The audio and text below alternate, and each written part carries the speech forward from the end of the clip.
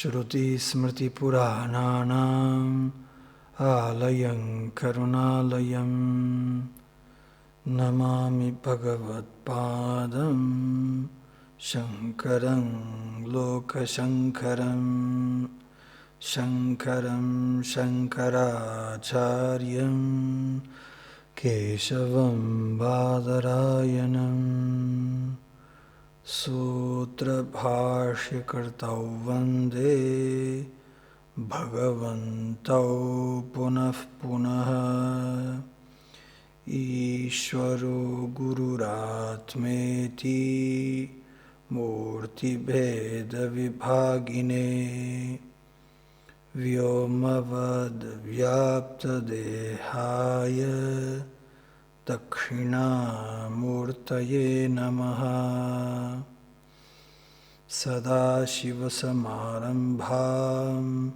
Shankaracharya Madhyamam Asmadacharya Paryantam Vande Guru Paramparam Om Sahana Bhavatu Sahanau Bhunaktu Sahaviryankaravavahai Tejasvinavadhitamastu ma vidvishavahai Om Shanti Shanti Shanti Vedanto Jnana Diposti Tamo Nashana Kridyataha Samsara Moksha Kritchaiva Vedantaya Namo Namaha Sarva Vedanta Siddhanta Gocharam Tamagocharam Govindam Paramanandam Sadgurum Pranatosmyaham.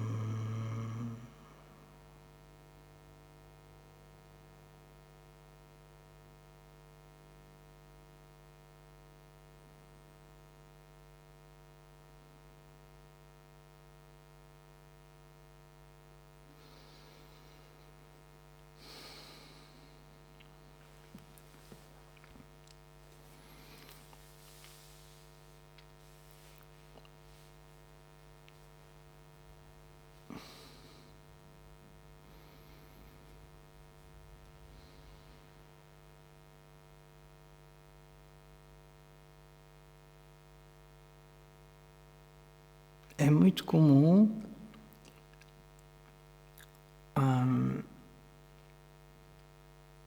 especialmente no mundo espiritual,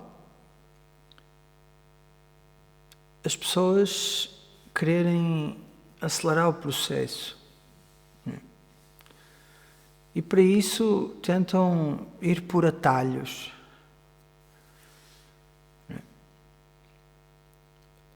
Ou aceleram ou querem ir por atalhos, não é? E quando se trata de maturidade emocional, que é o tópico que nós estamos aqui a ver, não é? Yogyata Vishayaha. Vishaya é o tópico de Yogyata, as qualificações, a preparação para o conhecimento. Não há atalhos aqui. Nem adianta correr muito, ir rápido, porque é contraproducente. Eu digo isto porque, vejam, a maturidade emocional é algo no qual, ou é um processo dentro do qual a pessoa não pode estar em negação. Estão a ver? Porque a maturidade emocional exige da pessoa que a quer uma coragem, uma vulnerabilidade, de olhar para aquilo que precisa de ser mudado. Certos padrões que nós temos, que já não nos servem, que aprendemos com os nossos pais, os nossos amigos, etc. E olhar de frente para isso e entender que essa pessoa que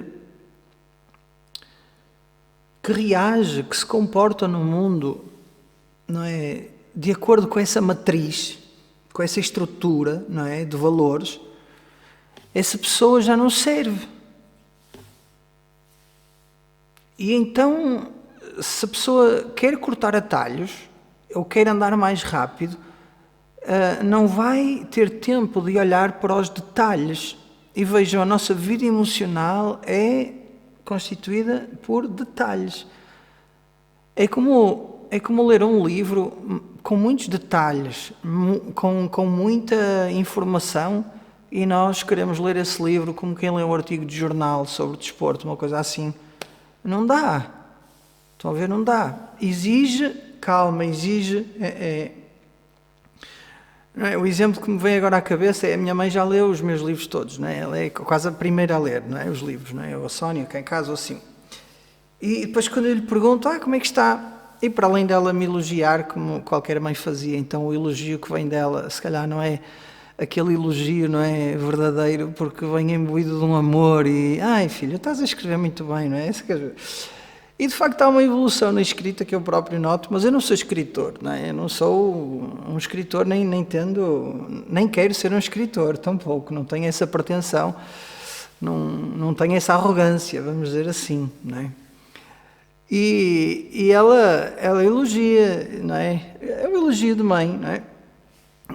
E então tudo bem com esse elogio, não é?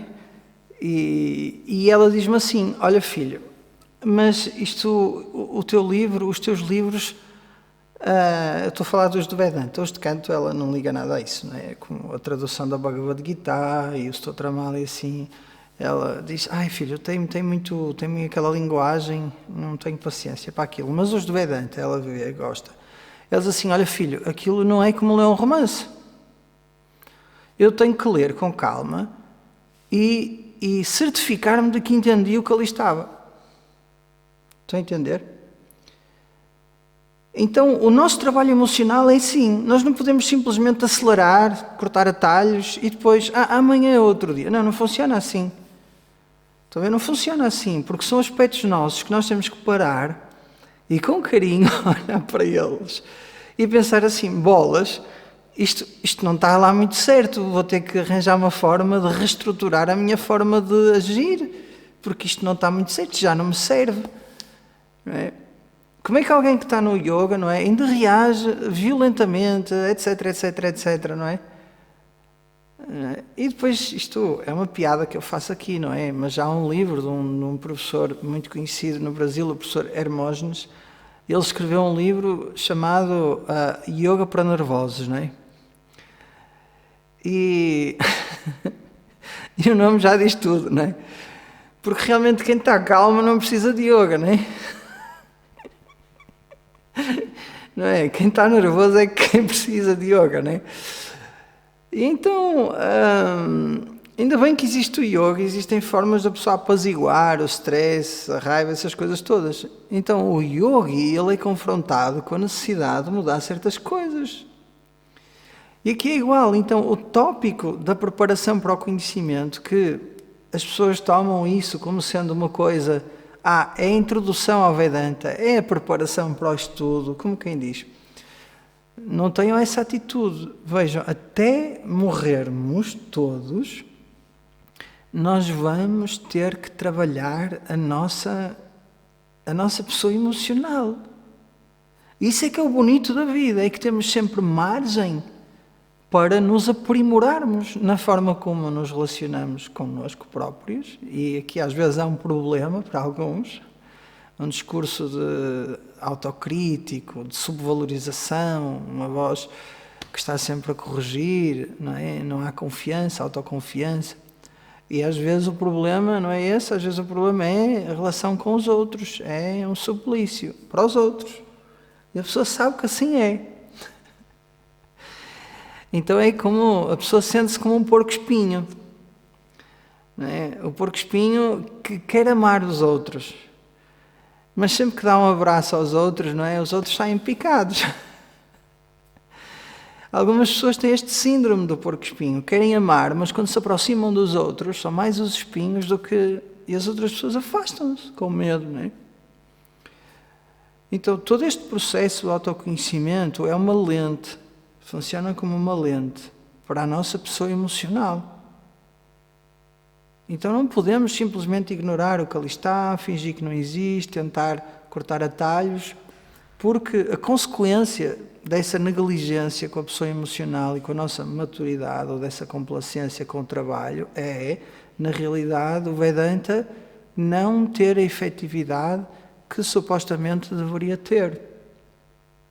Quando a pessoa está madura, é como pólvora seca. Isto foi dito por um dos meus professores, o Swami Satmananda, está aqui. É como pólvora seca. A mínima faísca e a luz do conhecimento, ela explode. E o que é a pólvora seca? É a pessoa estar totalmente preparada. Não é? Então, a maior parte do trabalho do Vedanta, e diz-vos o vosso professor amigo, nos dias de hoje tem a ver com ganhar a maturidade necessária. A maior parte das dúvidas que os alunos me colocam não é sobre Vedanta. Professor, mas como é que somos eternos? Não é sobre isso. Isso eles entendem. É sobre os seus conflitos internos, sobre os seus problemas relacionais, sobre o que fazer, não é? Então, se a maior parte das dúvidas e a maior parte das pessoas que me procuram tem esse problema, não é só a mim, a todos.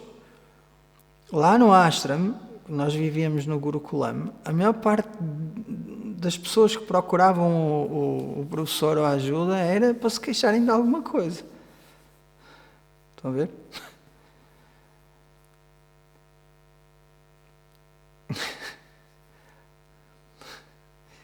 Então, para mim é muito claro, né? Esta parte que é o tópico, chama-se Adhikarituam, este tópico, ou Yogyata, das qualificações, é, vamos dizer assim, a estrutura base com a qual cada um vai trabalhar em si mesmo, no silêncio da sua vida, longe de mim, longe dos outros, longe, é um trabalho que cada um tem lá consigo mesmo, no seu silêncio. Não precisamos de bradar aos céus, eu estou a trabalhar no desapego. Então, pronto. Não precisamos dizer, nós dizemos isso para nós. Não é? Então, com este espírito, não é? Que é um espírito útil para nós continuarmos o nosso processo, vamos olhar então para o verso 19, que era o que nós estávamos a ver na aula passada, que fala sobre as 4 qualificações. Expõe assim, ela toca nas 4 qualificações, define-as muito ao de leve e depois cada uma delas vai ser abordada separadamente. Então, cantem depois de mim.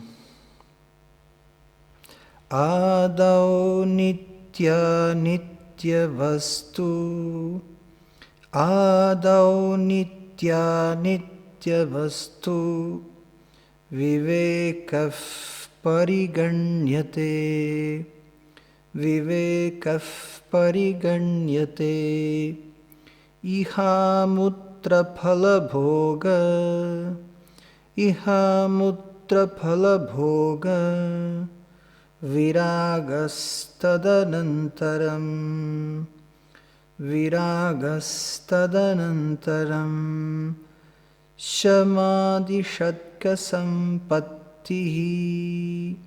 Shamadhi shatka sampattihi, Mumukshu tvamiti sphutam, Mumukshu tvamiti sphutam.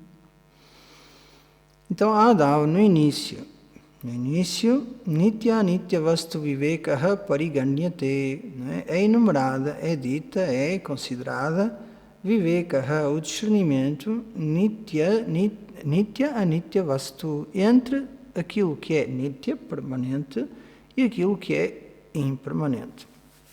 E uma das coisas que salta logo à vista é, professor, mas tudo nesta vida é impermanente. Tudo. Nós andamos atrás do impermanente. Todas as pessoas buscam o impermanente. Sem saberem, as pessoas buscam o impermanente. Não é? E,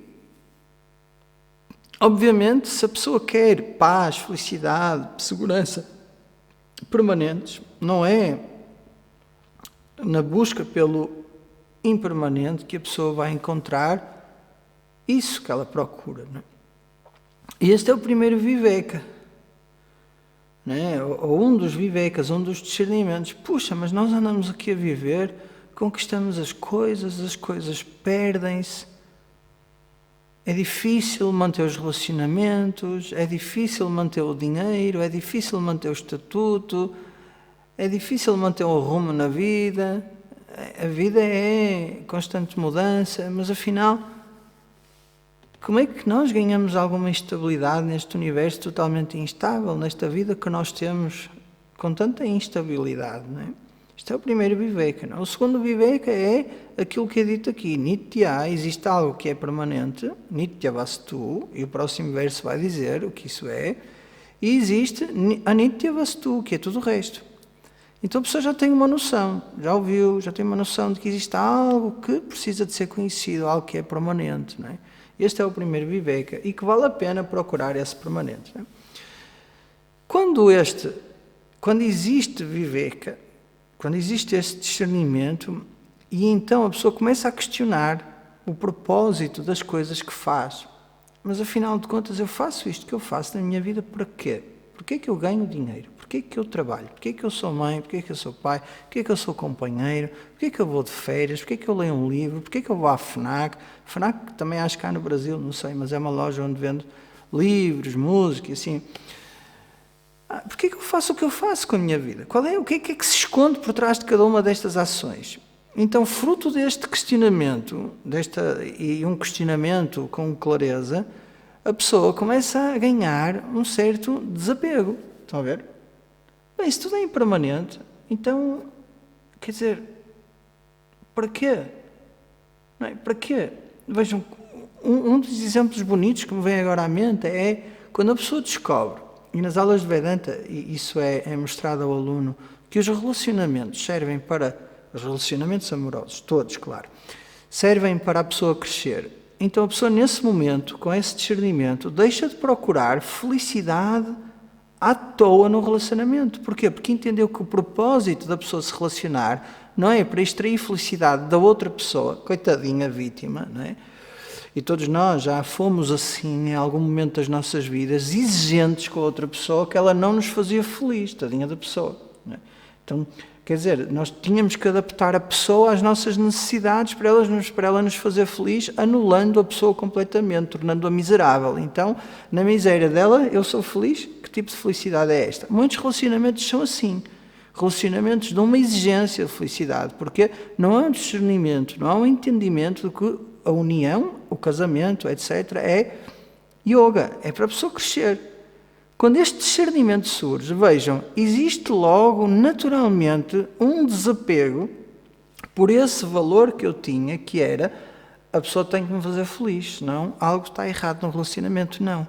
Agora eu entendo, à luz deste entendimento, que ninguém, não só a pessoa que está ao meu lado e que me ama, tem a obrigação de me fazer feliz, ninguém tem. Não há nada aqui. Então eu deixo de exigir felicidade dirigida a mim por parte daquela pessoa. No momento em que eu abandono à luz da clareza essa exigência, vejam, eu sou livre dessa prisão que me acorrentava à ideia de que outra pessoa tinha que me fazer feliz. Então eu respiro de alívio. Está a ver? Então o discernimento, viver que é discernimento, se acontecer de uma forma própria, apropriada, produz desapego. E o desapego é uma coisa natural. Porquê? Porque aquilo que já não me serve, eu não preciso. Os brinquedos que eu tinha, os Playmobis, não é? Lembram-se dos Playmobis? As Barbies que nós tínhamos, mesmo que estejam guardadas numa caixinha, porque são as nossas memórias, nós temos desapego por aquilo. Nem nos lembramos disso. Talvez agora cada um de nós se lembre que tem lá uma caixinha com os brinquedos. A maior parte de nós já os deu a crianças que precisavam. Porquê? Porque existe discernimento. Agora, os brinquedos são outros para os adultos. É o carro, é a casa, são coisas diferentes, não é? Estão a ver? Nós brincamos com coisas de adultos, as crianças brincam com coisas de criança. Então, à luz do discernimento, à luz da clareza, é natural que o desprendimento, o desapego chama-se Vairagya surge. Quando nós olhamos para este mundo, nós entendemos uma coisa muito clara. Este mundo é um mundo da ação e de resultados das ações. Isto, a pessoa não precisa de ter estudado o Veda ou de ter chegado ao Vedanta. Não, a pessoa faz uma ação, colhe um resultado. E é assim que as pessoas vivem, agindo para colher os resultados. Então, agem em função daquilo que será o melhor resultado para elas ou para a sua família. E ainda assim, o que é que acontece? As pessoas chegam a uma altura que entendem que esse resultado da ação não tem capacidade de satisfazer plenamente a pessoa. Foi isso que nós vimos no início. É ou não é? A pessoa vai para um relacionamento à espera de quê? De se sentir completa. Passado um tempo de relacionamento, o companheiro, não é? Funciona como um espelho e espelha as incompletudes, as minhas incompletudes, não é? E eu sinto-me incompleto, inadequado, porque a função do companheiro, da companheira é essa, é mostrar o quê? As minhas limitações, para que a gente consiga trabalhar nelas, não é? Todos os relacionamentos, se a gente estiver atenta, são como espelhos, não é? Mostram certos aspectos nossos que bons e maus, que nós precisamos melhorar e reter. Então a pessoa descobre, não é? Descobre as limitações do relacionamento, as limitações do trabalho, as limitações do dinheiro, descobre as limitações de tanta coisa nesta vida, estão a ver? E isso leva a um desapego natural. Mas para isso nós temos muitas vezes que ir atrás do desejo e realizar o desejo. Porque senão a vozinha ainda continua ali. Se não fizeres aquilo, a tua vida não está boa, tens que fazer aquilo. Ok, esta vozinha que nos empurra para os desejos, nem sempre é uma voz, vamos dizer assim, maledicente. Não, podem ser desejos bons.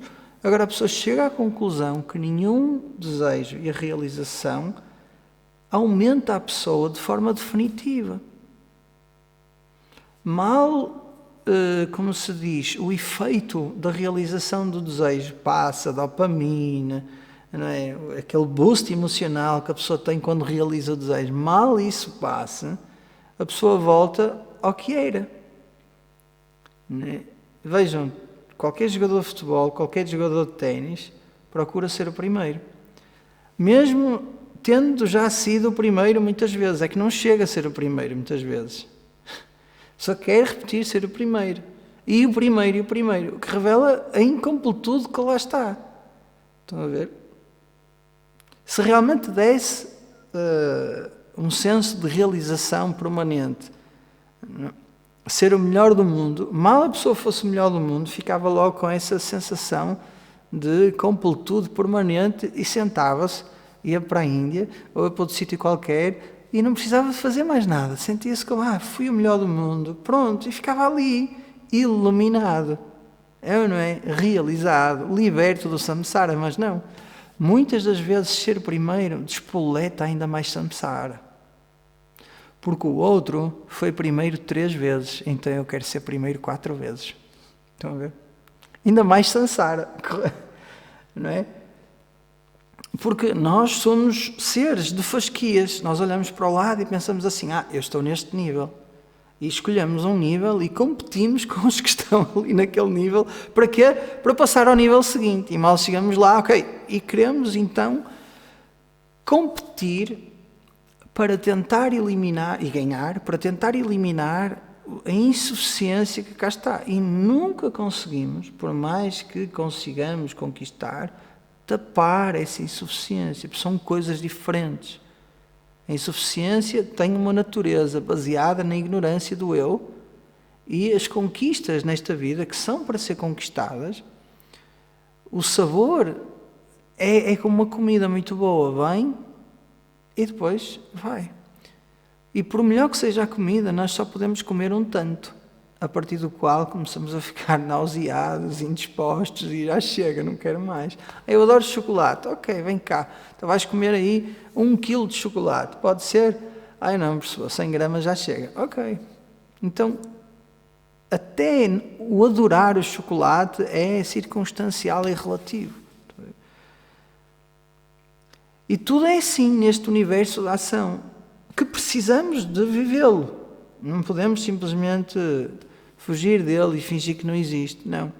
Agora, ganhamos um entendimento de que tudo o que é ganho no tempo, no espaço, neste universo, está sujeito a ir à vida, está sujeito a ser perdido. E isso é que é, na realidade, o verdadeiro desprendimento pelo resultado da ação. E é isso que é dito aqui. Iha significa asmin loke, neste mundo. Asmin jagati, neste mundo, amutra, ou no outro. Os Vedas falam, e os Puranas falam, de viajar depois da morte para outros mundos, colhendo o mérito espiritual, ganho aqui, e ter experiências muito melhores do que a experiência que nós temos aqui. Então, Bhoga, o desfrute desses objetos, não é? Pala Bhoga, diz assim, Pala é o resultado, Bhoga é o desfrute. Viraga significa Vigataha Raga, a ausência de desejo. Raga significa cor. Raga também significa paixão. Porque quando a mente fica com a cor da paixão, a mente não consegue ver nada a não ser essa paixão. E é isso que todos nós já sentimos quando estivemos apaixonados. De manhã à noite só existia o objeto da paixão. Não é? E todos nós já tivemos assim aquela grande paixão do coração, dá dois batimentos em falso, não é? Quando, não é? Todos nós já sentimos o coração a vacilar, não é? Por essa pessoa. E geralmente nunca a esquecemos, há sempre aquela paixão, não é? Vejam, não é saudável. Então, essa coloração, ela ocupa de forma a mente que tudo o resto deixa de estar funcional. Então, o viraga é a ausência dessa obsessão, a ausência desse desejo obsessivo, porque pala bhoga, bhoga pelo desfruto do resultado das ações, iha, aqui neste mundo ou depois. Vairagya é uma qualificação incrível. E porquê que vamos dizer assim, este desencanto, este desprendimento, este desapego pelos resultados vem? Porque a pessoa já viveu suficientemente a vida e já realizou suficientemente os seus desejos para entender que nenhum deles conseguiu conferir o que a pessoa realmente busca, que é paz, felicidade e segurança permanentes. Está a ver? Agora, apesar disto surgir na mente da pessoa, existe ainda uma orientação, um hábito de ir atrás do prazer que envolve a realização dos desejos. Então, há o discernimento, e o discernimento pode dar origem ao desapego, mas é necessário fazer um trabalho de mudança de valores. Não é? Um trabalho constante de mudança de valores, porque a pessoa vê-se ainda no comportamento antigo. Tá? E as pessoas que são capa, está ali o nosso querido Ricardo, são mais avessas à mudança. Então, são pessoas de hábitos enraizados. Um vata muda tantas vezes que até já nem sabe quantas vezes mudou. Não é? E então cada um depois tem que encontrar o seu jeito de abandonar esses hábitos antigos e implementar novos hábitos em função destes novos valores, que são os valores da espiritualidade e que são os valores para uma vida mais sátrica. É isso que nós estamos a viver. Vamos ter que realizar desejos, mas que os nossos desejos sejam em alinhamento com a nossa vida, no fundo, por busca de paz, de sabedoria, não é? De clareza, que é o que nós queremos. Não é? Então tem que haver essa mudança de valores. Não é? Desejos vamos ter sempre até ao final da vida. E vamos ter que os realizar. Não é? E ainda bem que temos desejos. Não é a eliminação total dos desejos, não. Vairagya é um definir de prioridades. Não é? É ver a ausência de conexão entre o que eu realmente quero nesta vida e aquilo que eu faço. O que eu faço tem que estar alinhado pelo aquilo que eu quero. Isto chama-se objetividade, clareza, não é? Então há essa visão objetiva sobre o propósito da ação. Tá? Vamos dizer assim, a consequência, o propósito da ação é o crescimento e a consequência, vamos dizer assim, meritosa de algumas ações é o prazer que eu extraio delas. Então eu entendo isso, vivencio esse prazer sem me agarrar demasiado a esse prazer. Então, muito importante isso, está bem? E agora, depois disso, depois da pessoa ter Viveka, e do Viveka ter dado origem a, Viveka é discernimento, ter dado origem ao desapego, que é Vairagya, então a pessoa ganha uma certa tranquilidade. É natural. Quem será a pessoa mais calma? A pessoa que está cheia de desejos por realizar? Ou a pessoa que acorda e diz assim, hoje não tenho que fazer nada, estou mesmo tranquila. Posso-me sentar aqui, ver o mar, posso ler um livro, mas também não preciso de ler um livro. Estão a ver? Posso ler, mas não preciso de ler. Posso dar um passeio, mas não tenho que dar um passeio. Estão a ver? Ou aquela pessoa, não, tenho que ir dar um passeio, hoje está sol, tenho que dar um passeio a beira-mar. Tenho que andar, estão a ver? A pessoa que tem muitos desejos tem que viver uma vida em função desses, é escrava deles. E essa pessoa que tem muitos desejos e pensa que só se os realizar será feliz, ainda mais ansiosa é. A pessoa que tem objetividade, tem esta clareza sobre a ação, ela mesmo que tenha desejos, está tranquila, porque sabe, ok, alguns vão ser realizados, outros não, mas aquilo que eu sou não pode ser aumentado pelos desejos, porque a minha experiência de vida já me disse isso. Não é? Então a pessoa deixa de ser obcecada e com isso surge uma certa tranquilidade, é natural. E é por isso que é dito, chama Adi Shatka Sampati. Sampati significa virtude, uma riqueza interna. Não é? Sampati significa riqueza. Aqui, qual é a riqueza para o aluno de Vedanta? Não é saber as Upanishads de cor, isso pode ser. Não, é as preparações que ele tem que ter, as qualidades que ele tem que ter, essa é a riqueza. Porque esse é o investimento que ele está a fazer. Então tem que investir nessa maturidade emocional para depois esse investimento dar frutos. Então a Sampati é essa riqueza. Shatka significa um conjunto de 6. Shat é 6, Shatka significa um conjunto de 6. Não é? Já devem ter ouvido Manisha Panchakam, Panchaka, conjunto de 5. Nirvana Shatkam. Quem já ouviu Nirvana Shatkam? Shatkam, um conjunto de 6. É? Ashtakam, um conjunto de 8. Dashakam, um conjunto de 10. Então, não é? O Kam dá essa qualidade de ser um conjunto. Então, Shatka, o conjunto de 6, virtudes internas, Adi, que começam com... Adi significa o princípio, o primeiro. Adi Shankaracharya, Adi Guru, Adi Yogi, estão a ver? Adi Yogi, o primeiro Yogi, que é Shiva. Adi Guru, o primeiro Guru, que é Dakshinamurti, que é Shiva. Adi Shankaracharya, o primeiro Shankaracharya, que é o comentador dos Upanishads.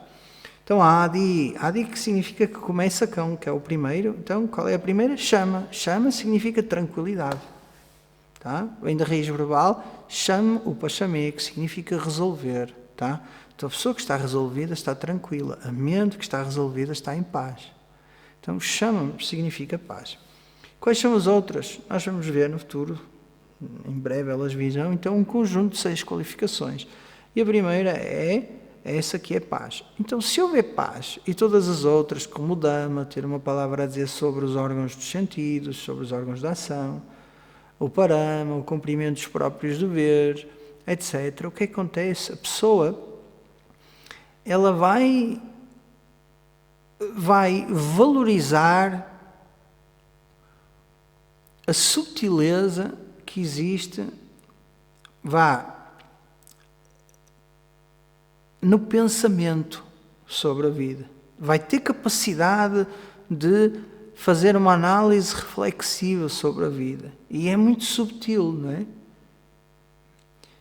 E vai à procura. Essa introspeção que a pessoa vai sentir devido a Sattva Guna, porque para isto acontecer tem que haver um aumento da Sattva Guna, depois eu falarei dos gunas. Sattva Guna é responsável pela contemplação. É vamos dizer assim, uma qualidade, um aspecto da natureza, da Prakriti, responsável pela contemplação, pelo estudo, pela calma, pela introspecção, pela meditação. Então a pessoa vai ganhar essa qualidade tremendamente espiritual. E nessa mente, o punyam de vidas passadas vai fazer despertar o desejo pela libertação. E a pessoa vai ficar atraída pela espiritualidade. Estão a ver? É um conjunto de coisas que começam a acontecer. Então, por essa razão, o mumukshutvam é a última das qualificações. Estão a ver? Que é o desejo pela libertação. Fruto de uma vida discernida, fruto do desapego, fruto de certas qualidades, esta pessoa vai ganhar novas preferências. E essas preferências vão atrair para ela, fruto da sua busca e, obviamente, do efeito ímã que existe, não é? Porque a pessoa está calma, atrai coisas calmas, quer coisas calmas, procura coisas calmas. E vão atrair, então, o professor, vai atrair o Vedanta, vai atrair uma data de coisas, tá? Muita gente chega ao Vedanta numa altura de um turbilhão brutal em que a pessoa está definitivamente a tornar-se uma pessoa não só mais madura, mas também mais introspectiva e a pôr de lado certas coisas que já não lhe servem. Isto é assim, acontece com quase todos os alunos, não é? Então vejam, essa decisão íntima de a vida não está bem, eu quero que a vida fique bem, tem que ser mais do que isto, trabalho, família, etc., vai trazer o Vedanta, e o Vedanta vai trazer o professor, e o professor traz o Vedanta, e a pessoa fica ali no caminho, fica segura, encontrou ali aquele caminho.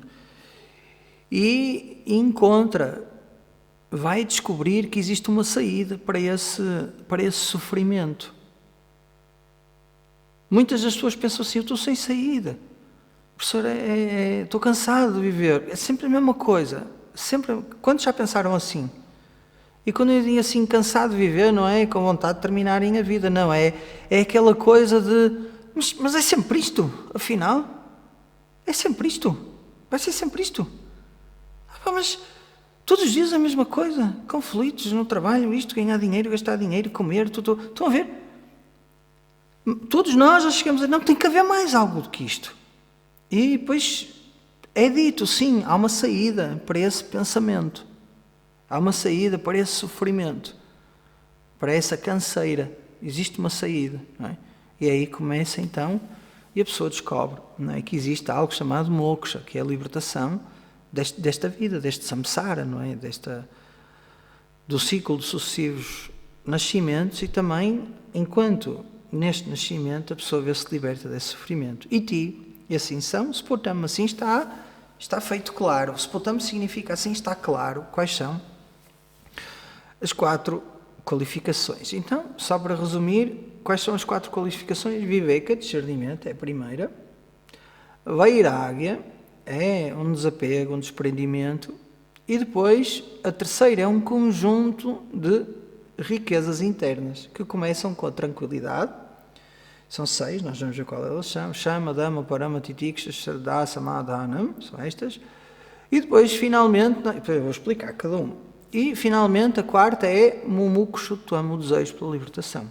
Então, o aluno de Vedanta tem que se munir deste conjunto de 4 qualificações que são chamadas Sadhana Chatushtaya, ou Chatushtayam Sadhana, os meios para a libertação, que são Chatushtayam, são 4. Tá?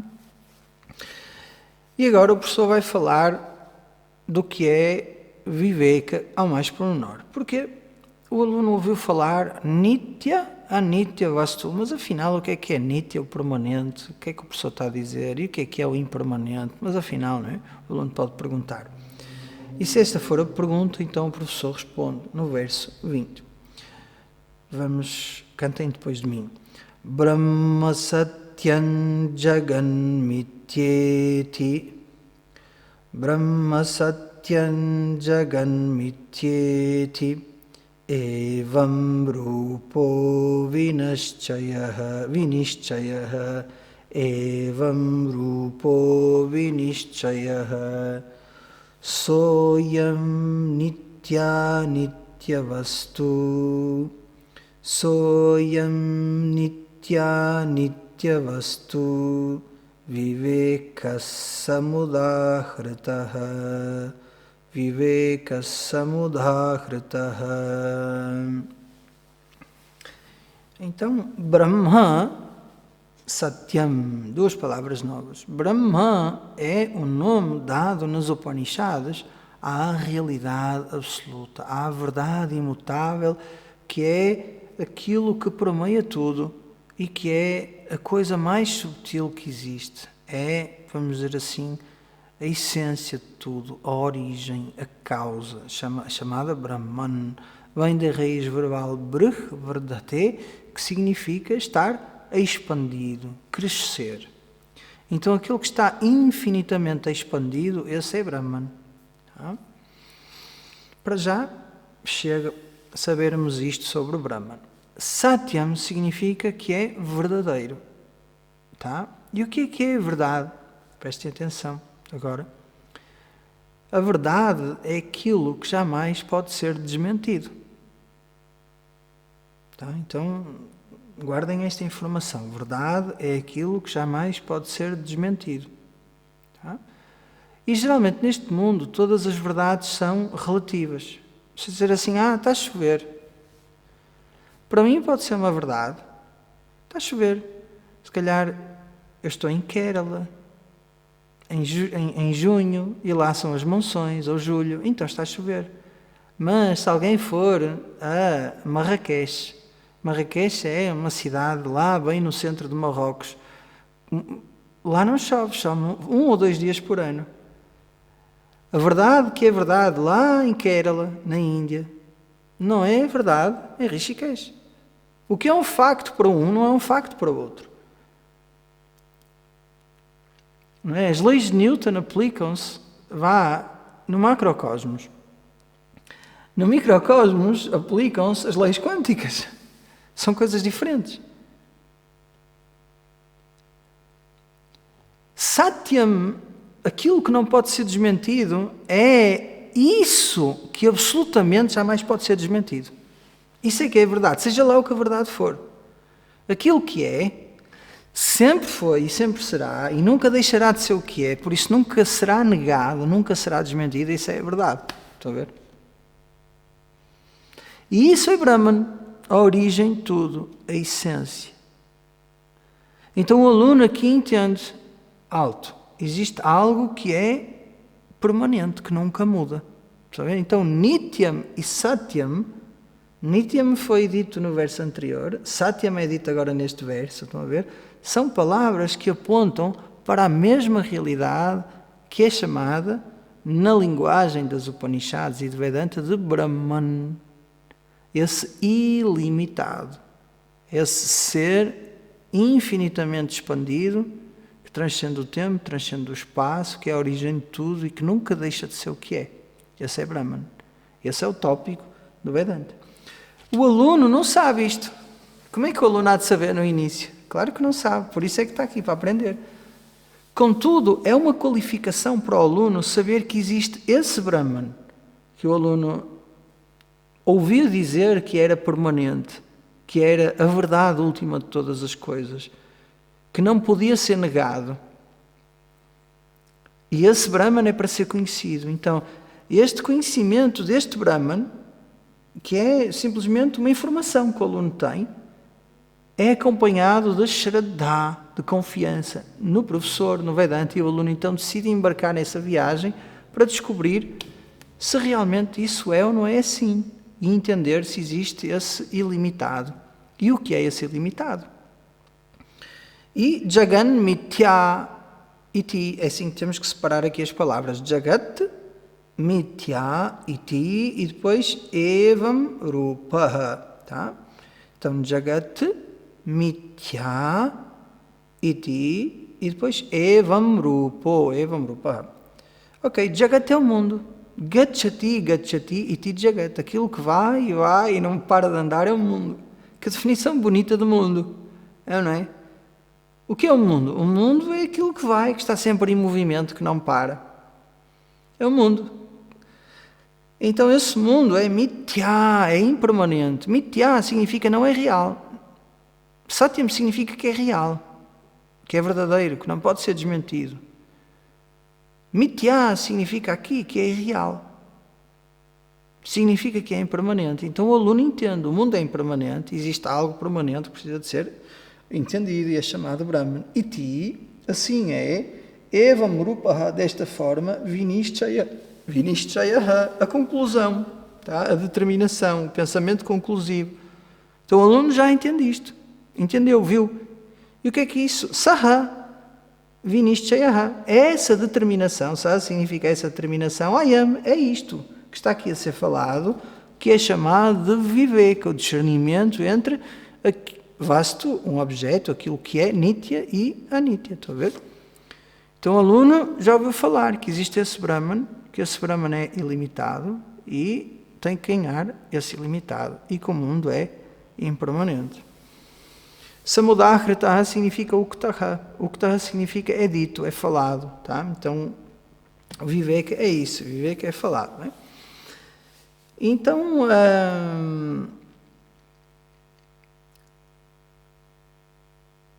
se esta qualificação não estiver lá, se este Viveka não estiver lá, não existe Vedanta para a pessoa. Estão a ver? Como é que vai existir Vedanta? Vedanta só pode existir se houver algo para ser conhecido. Eu não é? Então, se a pessoa só pode ter o desejo de conhecer algo se souber que existe esse algo para ser conhecido. Quem nunca ouviu falar de Vedanta não sabe que existe uma realidade última para ser conhecida. Logo, não pode ter esse desejo por essa realidade última. Estão comigo? Então, por isso, ter o conhecimento de que existe algo que é permanente, que é real, e este universo é real, é fundamental. Tá? Eu lembro-me de ir passear para o Parque da Cidade quando tocava percussões. O Parque da Cidade é aqui na cidade do Porto, é a segunda cidade maior de Portugal, e o Parque da Cidade é um jardim muito grande, o maior jardim do Porto. Na realidade é um parque, não é um jardim, e ele estende-se desde da cidade até ao mar, então é muito bonito para passear, muito contemplativo, tem bastantes animais, gansos, patos, as pessoas vão lá passear os cães, vão lá fazer desporto, então é assim, nos dias da semana é melhor, ao fim de semana tem muita gente. Então é assim, era bom. E eu costumava ir lá, porque morava perto. Na altura não morava aqui na Maia ainda, foi antes de ir para a Índia. Eu lembro-me de estar assim, sentado, a ver o mundo e pensar assim para mim, não é? Ainda não estava no Vedanta, e pensar assim para mim,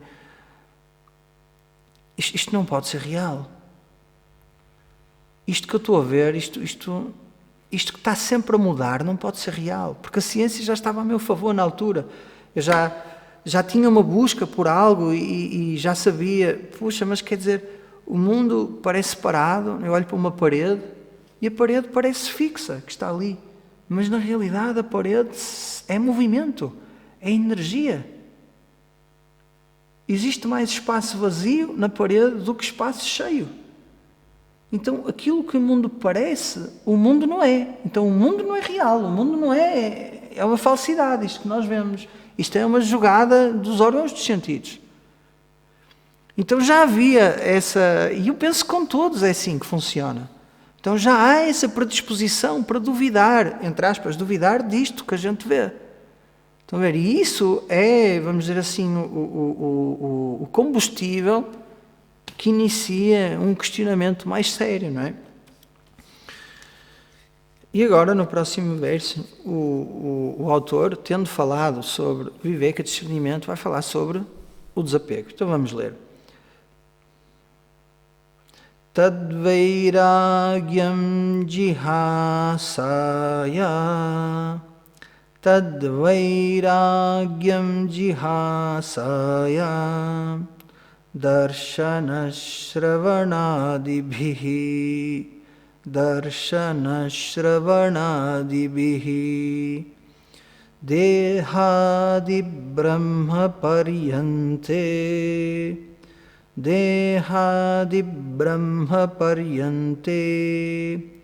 Hyanitye Bhogavastuni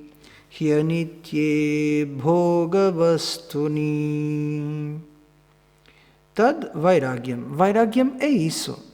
Temos que separar. Tad é um pronome pessoal que significa isso, aquilo. Então, e Vairagyam é o desapego, o desprendimento. Vejam, vem da palavra anterior, viragaha. Vigataha, ragaha, viragaha. A ausência de raga. A ausência de apego, a ausência de obsessão por alguma coisa. Um desejo obsessivo é chamado viragaha. Tasya bhavaha vairagyam. A condição de estar livre de desejo, ou livre do aprisionamento causado pelo desejo, é chamado de desapego. Então esta é a etimologia da palavra. Jihasa, hantum icha jihasa, o desejo por abandonar. O desejo por abrir mão. Agora, professor, mas o desejo por abandonar não é um desejo já? Parece uma contradição. O desapego é a ausência de desejo, mas... ou é o desejo por abandonar, não é isso já um desejo? Então o desejo por não ter desejos não é em si um desejo? É? Então, professor, afinal é que ficamos, não é?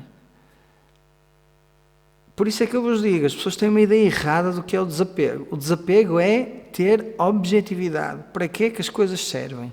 Se não houver viveka, discernimento, então a pessoa, o que é que vai pensar que vairagya é? Que vairagya é escapismo. É deixar tudo para trás e fugir. Para muitas pessoas vairagya é isso. É abandonarem a família, fugirem. Abandonarem as coisas que mais gostam na vida. Deixarem de lutar pelos seus objetivos. Escapismo não é vairagya. Escapismo não é espiritualidade. Escapismo é fugir das coisas que precisam da nossa presença. Sem a nossa presença vai ser um problema, não é? Vairagya não é negligenciar. Não é negligência. Isso não é vairagya. Vairagya não é, como se chama, desrespeitar. Vairagya não é negligenciar as vontades do outro. Eu agora sou uma pessoa desapegada, então não faço carinho à minha companheira. Não, está errado. É uma ideia errada. Estão a ver? O que é o desejo de abandonar? É o desejo de abandonar aquela personalidade que já não me serve. Estão a ver? O desejo por moksha tem que estar lá. Então, a ausência total de desejo não é vairagya.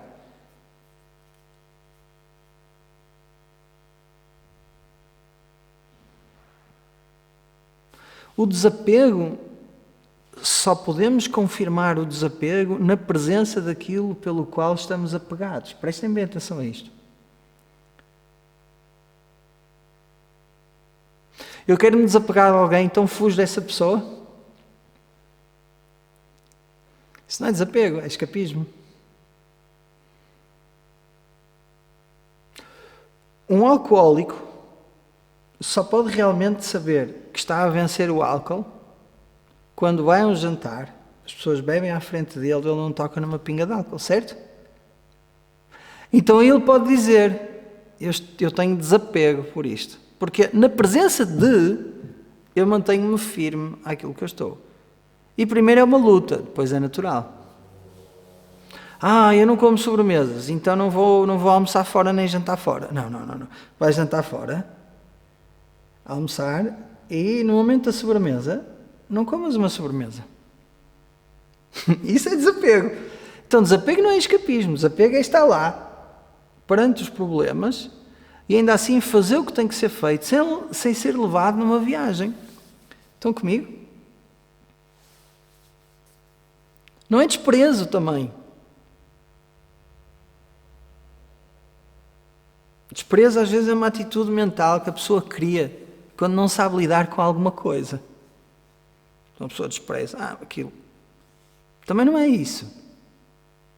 Então, quando se fala aqui que desapego é o desejo de abandonar, é um entendimento claro de que tudo o que eu faço na minha vida, que eu não tenho que abandonar. Se eu sou mãe, eu continuo a ser mãe. Se eu sou companheiro, eu continuo a ser companheiro. Não é abandonar tudo e fugir. Não, isso não é desapego, isso é estupidez. O nome é esse, é burrice ou estupidez. Porque sem essas coisas, sem a família, sem o mundo onde nós estamos, como é que a pessoa há de evoluir? Há de crescer? Como é que a pessoa há de ganhar maturidade? Sem passar pelas limitações que o mundo nos mostra. Ver que o mundo está lá para nos mostrar limitações, esse discernimento, e que essas limitações é preciso para crescer, esse discernimento produz o desapego verdadeiro, que é um desapego de tudo aquilo que já não me serve ao meu propósito. Então, tudo aquilo que é nocivo eu realmente troco, e tudo aquilo que eu preciso para crescer eu deixo estar na minha beira. A família, o trabalho, todas essas coisas. E abro mão da ideia de que aquilo serve para me fazer completo e feliz. Esta é uma questão que eu também tenho. Professor, o que é que eu faço agora no trabalho? Não sei o que mais. Estou infeliz neste trabalho. Eu digo assim, estás infeliz neste trabalho, vais para outro, vais continuar infeliz. Mas este trabalho insatisfaz. Ok, não me satisfaz. Então muda. E depois eu fico à espera. E passado um pouco, a pessoa vem outra vez. Ok, o ambiente é tóxico, são coisas diferentes. Estamos a falar de coisas diferentes. Agora, a ideia de que se eu mudar de casa, se eu mudar de trabalho, se eu mudar de companheiro, isso vai produzir um acrescente e uma felicidade duradoura em mim, não, isso não vai. Estou a ver, então este é que é realmente uma das formas de Vairagya. E depois o autor diz assim: e Jihasa, este desejo de abandonar, é relativamente a que Anitya, tudo que é impermanente. Tá? Tudo que é impermanente. E o que é isso? Bhoga Vastuni. Vastuni é um objeto de desejo. Agora aqui pensa outra questão, que é, há um entendimento muito errado do desapego, e é por isso que eu vou tocar nesta técnica. Pessoal, mas não devo ter prazer, não posso comer um gelado, não posso ir dar um passeio, não posso ir tomar um banho ao mar, não posso fazer surf, não posso ver um bom filme, não posso fazer amor com o meu companheiro. Não, faz, às vezes tu quiseres. Mas entende que vai-te dar um prazer momentâneo e passageiro e que depois volta tudo ao mesmo. Então, quando fores ter esse momento de prazer e de conforto, vai já com a ideia de que aquilo é momentâneo e passageiro e que depois vai tudo voltar ao mesmo. E isso traz uma certa clareza sobre, mas então porquê que eu estou a fazer isto? E isto é uma coisa para nós que somos homens e mulheres de família, não sou monge, não é? Que é, porque é que nós fazemos amor com alguém? Com o nosso companheiro? É porque estamos mal e queremos aliviar o mal que estamos? Então não está certo. Estão a ver? Fazer amor com o companheiro é, obviamente, vamos dizer assim, deitar cá para fora um desejo fisiológico, precisa de sair, claro que sim, mas uma oportunidade de maior intimidade com o companheiro.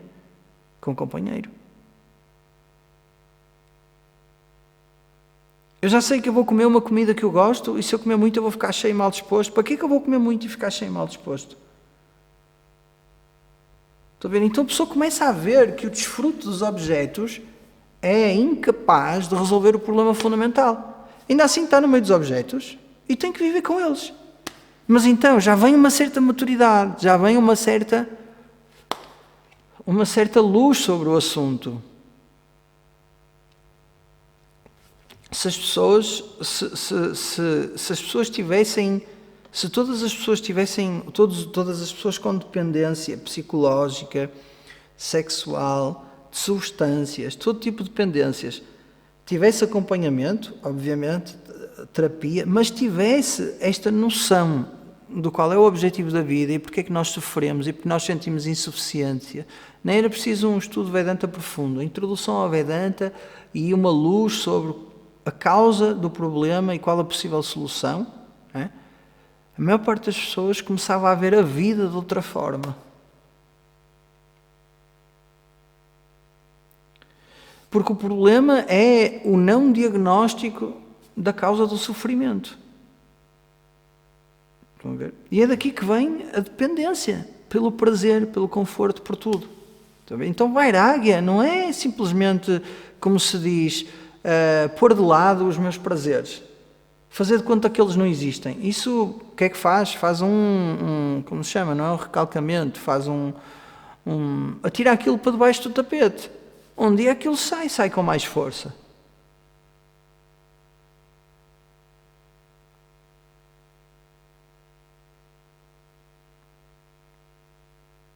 Fazer o que nós fazemos e perguntarmos: eu preciso disto? Porquê é que eu estou a fazer isto? Então lembro do meu professor, o Swami Satmananda, dizer assim, especialmente para as mulheres, esta frase, e para os homens também é igual. Quando entrarem num supermercado, no Brasil não sei se diz supermercado, mas deve ser, não é? Supermercado, e forem comprar alguma coisa, façam esta questão: eu realmente preciso disto?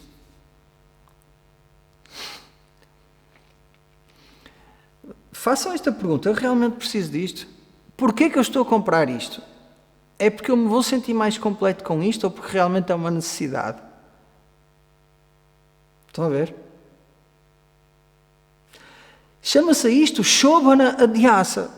É a atribuição de um valor que a coisa não tem, que é um valor subjetivo para mim. Eu acho, como aquilo eu valorizo muito, eu acho que quando eu comprar aquilo, eu vou ficar valorizado, mas não vou. O consumismo aproveita esta dificuldade das pessoas.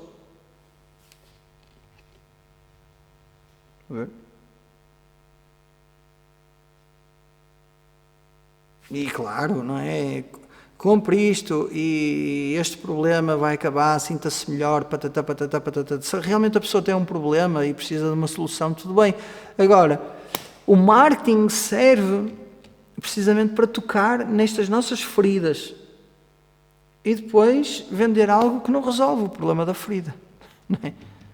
Nós achamos que aquilo vai trazer um acrescente, mas não traz um acrescente. Não é? A pessoa compra um amaciador para o cabelo orgânico, não é? Como os da Sónia, XPTO, quase que dá para barrar o pão e comer, não é?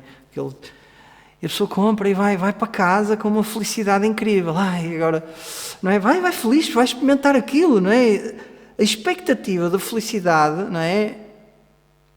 Traz mais felicidade naquele momento do que depois quando a pessoa põe o amaciador. Depois quando a pessoa põe o amaciador, às tantas está triste com alguma coisa, já nem pensa no amaciador. É lógico que este exemplo não é válido para alguns, não é? Mas para mim também não era, agora já é. E quem diz isto, diz seja o que for.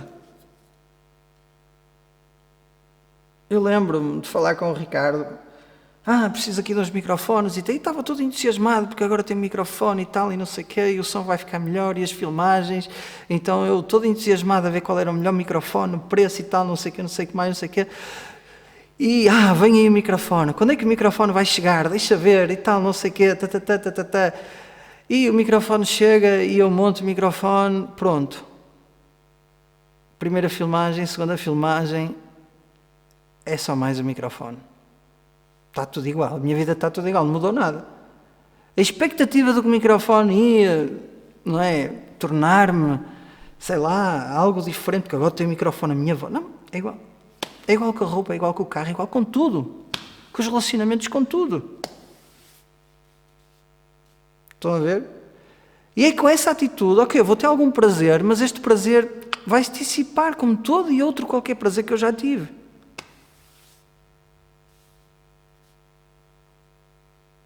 Ainda assim eu deixo de ter prazer? Não. Isso não é vairagya. Vairagya não é eu proibir-me de fazer as coisas que eu gosto, porque são prazerosas. Não. Isso é uma cena meia católica, meia sei lá o quê. Deixem lá isso, não interessa para nada. A vida tem que ser desfrutada. Vamos continuar com isto. Próxima aula. Om Purnamada Purnamidam Purnat Purnamudachyate Purnasya Purnamadaya Purnameva Avashishyate. Om Shanti Shanti Shanti Harihi Om Shri Gurubhyo Namaha Harihi Om.